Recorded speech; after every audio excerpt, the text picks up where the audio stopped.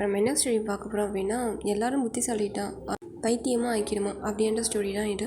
ஒரு பொண்ணு வந்து இருந்தாலும் அவன் வந்து ஒரு பையனை ரொம்ப சின்சியராக லவ் பண்ணிட்டே இருந்தாலும். சரி லவ் ப்ரப்போஸ் பண்ணலாம் அப்படின்னு சொல்லிட்டு ஒரு மலைக்கு கூட்டிட்டு போயிட்டு கத்தி நான் அவனை லவ் பண்ணுறேன் அப்படின்னு கத்தி சொன்னாலாம். சொன்னது உடனே அப்போ தான் அந்த பையன் இல்லை எனக்கு வந்து ஒரு கேர்ள் ஃப்ரெண்ட் இருக்கா, அவ்வளோதான் நான் கல்யாணம் பண்ணிக்க போகிறேன் அப்படின்னு சொல்லிட்டானான்.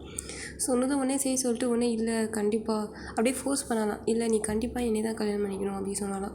இல்லை அப்படின்னு சொல்லிட்டு அந்த பொண்ணு சைடில் வந்துடுச்சான். இல்லை நாங்கள் இன்றைக்கி கல்யாணம் பண்ணிக்க போகிறோம் அப்படின்னு சொல்லிட்டு அந்த பொண்ணு உடனே ஆன் த ஸ்பாட்டிங் தாலி காமிச்சிட்டாலாம்.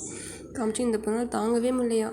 ஏன்னா எல்லாருக்குமே அந்த மனவேதனை அப்படின்றத விட அந்த நமக்கு கிடைக்கல அப்படின்றதே தாங்கவே முடியாதுல்ல.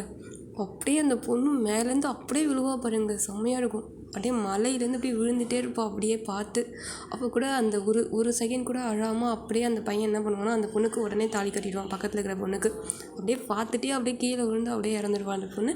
அப்புறம் அந்த பையன் வந்து என்ன பண்ணுவான்னா அந்த பொண்ணுக்கு தாலி கட்டி அப்படியே ஒரு ஃபீலிங்ஸ் கூட இல்லாமல் அப்படியே கூப்பிட்டு போயிடுவாங்க. இந்த ஸ்டோரியில் என்ன சொல்ல வராங்க அப்படின்னா இறந்துட்டா என்ன பண்ணுறது, லைஃப் இதுதான் அப்படின்ற மாதிரி எளிமையாக சொல்லி முடிச்சிருப்பாங்க.